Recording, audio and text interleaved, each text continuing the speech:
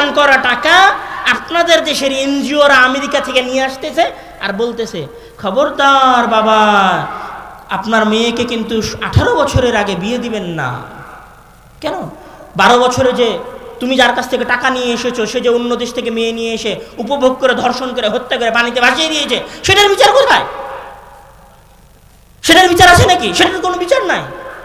তাহলে এখানে এক শ্রেণীর মানুষ তৈরি হয়েছে, যখন সময়ের সঙ্গে নির্ধারণ হয়ে গেছে যে সময় মানে দুনিয়াকে উপভোগ করতে হবে, সময় মানে আজকে যেটা আছে আগামীকাল সেটা থাকবে না, আর আগামীকাল যেটা আসবে সেটা গতকাল থাকবে না।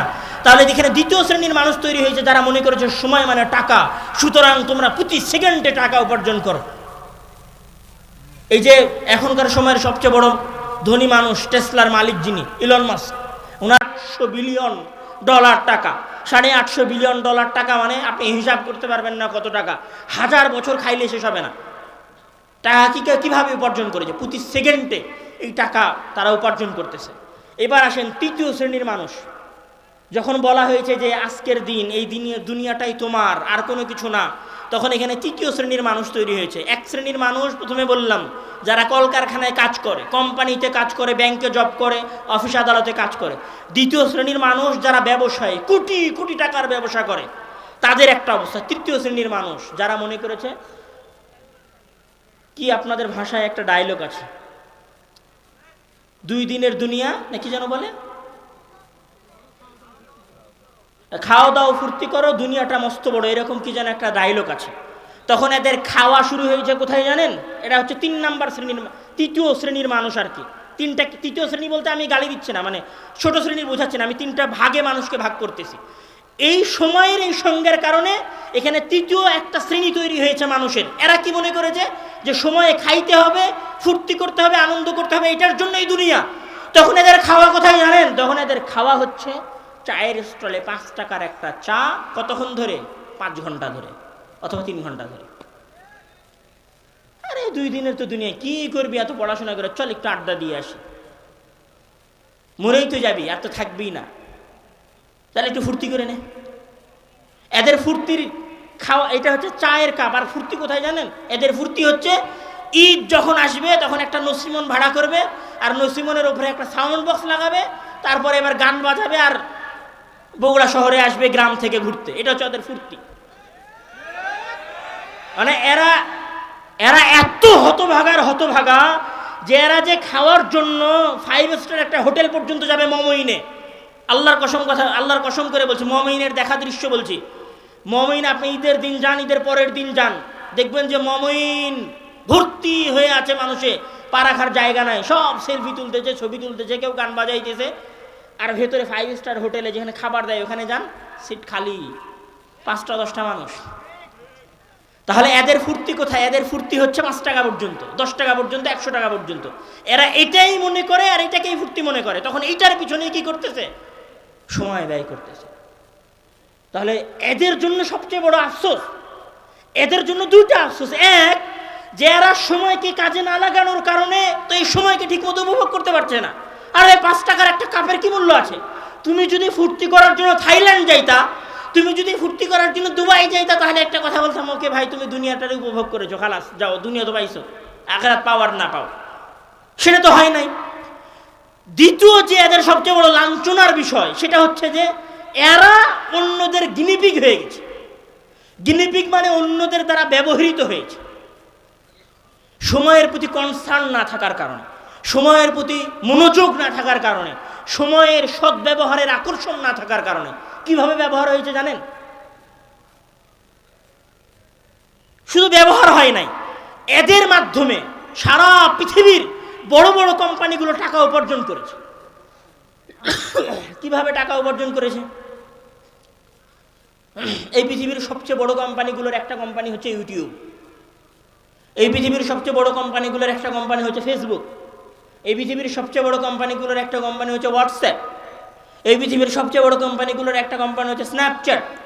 এই পৃথিবীর সবচেয়ে বড় কোম্পানিগুলোর একটা কোম্পানি হচ্ছে ওই যে টেলিগ্রাম। এই পৃথিবীর সবচেয়ে বড় কোম্পানিগুলোর একটা কোম্পানি হচ্ছে ওই যে যেটাতে হচ্ছে স্ট্যাটাস দেয় অনেক দামি দামি ধনী ধনী মানুষেরা, ওটার নাম যেন কি? এক্স। এটার নাম আগে যেন কি ছিল? টুইটার। এটার নাম আগে টুইটার ছিল।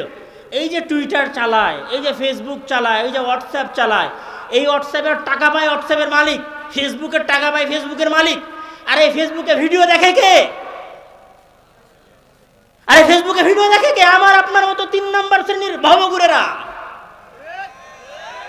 যার কাছে সময়ের কোনো মূল্য নাই। ওই একবার ফেসবুক খুলেছে, এরকম করে খুলেছে তো চেয়ারের উপরে বসে থেকে চালাইতেছে তো চালাইতেছে, ফেসবুক চলতেছে 2 ঘন্টা।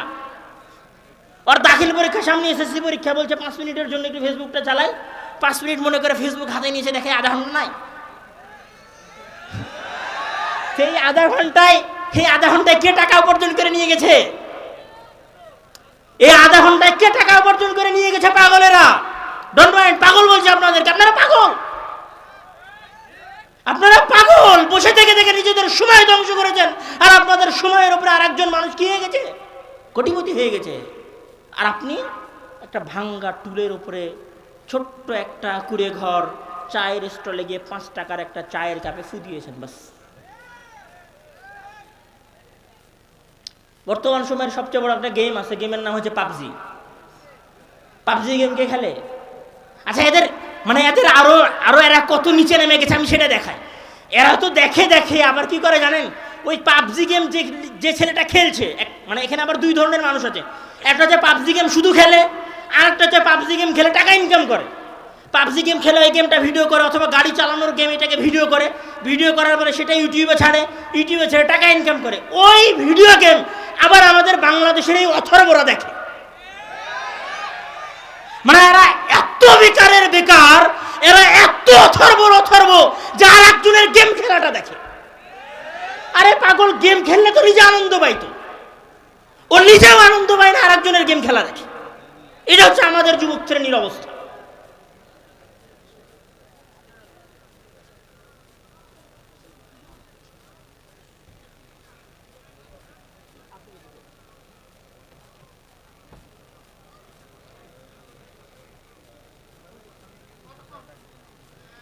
এইটা হচ্ছে আমাদের যুবক শ্রেণীর অবস্থা। এই জন্য এখানে কি হয়েছে জানেন? আচ্ছা, আপনি যে ইউটিউব আছে না, ইউটিউবে এখন ব্লগার আবিষ্কার হয়েছে। ব্লগার কি?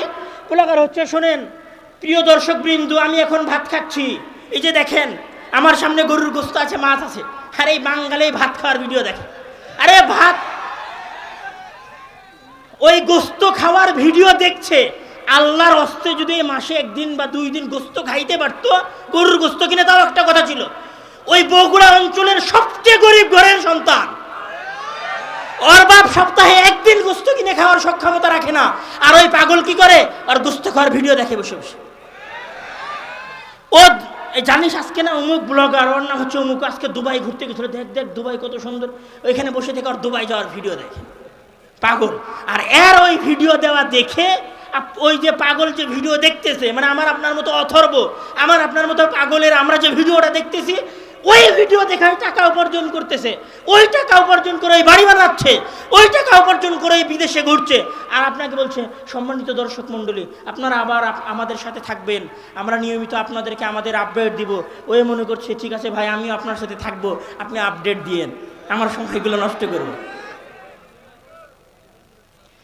এখানে আরো একটা জিনিস বোঝেন, শুধু হাসির জন্য বলছি না, বাস্তব কথা বলছি, আফসোস করার জন্য। সেটা হচ্ছে যে আপনি মনে করতেছেন যে আসলে শুধু আপনি যে সময় নষ্ট করবেন ইউটিউব, ফেসবুকে, হোয়াটসঅ্যাপের পেছনে, এই জন্য এগুলো আবিষ্কার করা হয়েছে। একটা প্রশ্ন করি আপনাদেরকে, আচ্ছা ইউটিউবে যখন নোটিফিকেশান আসে ওপরে, মেসেঞ্জারে যখন নোটিফিকেশান আসে, ফেসবুকে যখন নোটিফিকেশান আসে, তখন এই নোটিফিকেশানগুলো লাল আসে কেন? এক্স, হোয়াটসঅ্যাপ, ফেসবুক, এদের সবার কালার সবুজ কেন? আপনি দেখবেন মজার বিষয়, ইউটিউবে যান আপনি, ইউটিউবে ওপর থেকে নিচের দিকে, মানে এরকম করতে হয়, মানে ওপরের দিকে ঠেলতে হয়, তাহলে স্ক্রিন ওপরের দিকে যায়। আচ্ছা এরকম হয় না কেন? মানে একটা হচ্ছে আমি এরকম করতেছি, ওপরের দিকে পাঠাই দিছি, এরকম হয় না কেন? মাথায় প্রশ্ন জাগেনি?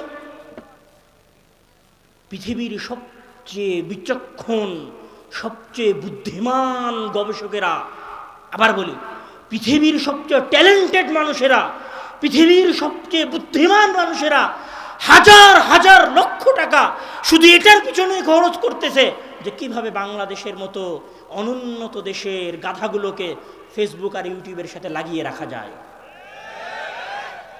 তখন ওরা বুদ্ধি, এখানে এখানে উদাহরণ দেয়, এখানে একটা গবেষণা আছে, যেই গবেষণা হচ্ছে, যেই গবেষণাটা করা হয়েছিল গুগলের উপরে।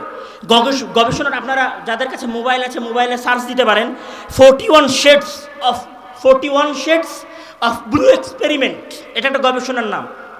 মানে ব্লু যে কালার আছে, এই ব্লু কালারের উপরে 41টা ব্লু কালারের 41টা কালার আছে। মানে একটা ব্লু, ডিপ ব্লু, হালকা ব্লু, লাইট ব্লু, ব্লুর সাথে সাদার মিশ্রণ, ব্লুর সাথে কালোর মিশ্রণ, ব্লুর সাথে লাল মিশ্রণ, ব্লু কালারের, ব্লু এই রঙের 41টা রং আছে।